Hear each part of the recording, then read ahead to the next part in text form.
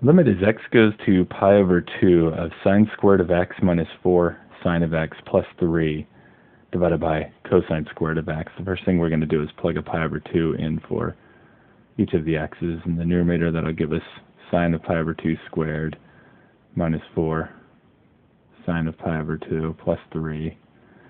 In the denominator, that'll give us cosine of pi over 2 squared. The sine of pi over 2 is a 1, so we'll have a 1 squared minus 4 times a 1 plus a 3. And the cosine of pi over 2 is a 0, so we will have a 0 squared. 1 squared is 1, minus 4 times a 1 is minus 4, plus 3 over 0 squared, which is a 0. 1 minus 4 is negative 3 plus 3 is a 0. And we have the 0 over 0 indeterminate form. In the numerator, we have a trinomial quadratic involving sine. In the denominator, we have cosine squared. However, we have an identity that will allow us to put this in terms of sine squared instead, so that we will have a factorable expression involving sine in the numerator and denominator, and these will factor and cancel just like power functions. I wrote the identity sine squared of x plus cosine squared of x equals to 1. So cosine squared of x can be replaced with 1 minus sine squared of x. The advantage of that is 1 minus sine squared of x. The difference of squares can be factored. So we will have the limit as x goes to pi over 2 of sine squared of x minus 4 sine of x plus 3 divided by 1 minus sine squared of x. The numerator is factorable as a trinomial quadratic. And so we will now factor that into what will be sine x, sine x. We need two numbers that multiply to be a positive 3, so they're both positive or they're both negative.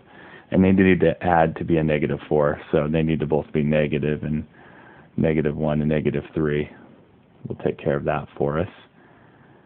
And in the denominator, we have a difference of squares, so that will factor into a 1 plus sine x and a 1 minus sine x. Now, since x is going to pi over 2, the sine of pi over 2 is a 1. It's the sine x minus 1 in the numerator and the 1 minus sine x in the denominator that are making the 0 over 0. So we will want to cancel those factors, but they are opposite sign right now, so let's factor negative 1 out of one of them. Doesn't matter which one. I would just factor it out of the numerator. And that will give us a positive 1 and a negative sine of x.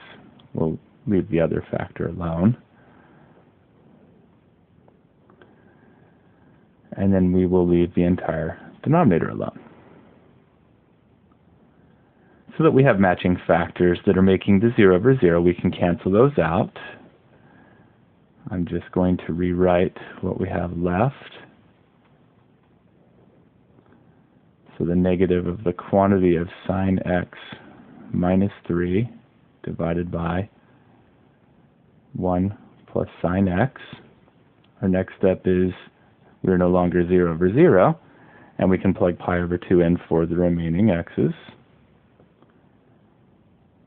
So in the numerator, that will give me the negative of sine of pi over 2 minus 3. In the denominator, that will give me 1 plus the sine of pi over 2. The sine of pi over 2 is a 1, so we will have the negative of a 1 minus 3 quantity divided by 1 plus 1. 1 minus 3 is a negative 2. 1 plus 1 is a 2. A double negative is a positive, so we have 2 over 2, which equals to 1.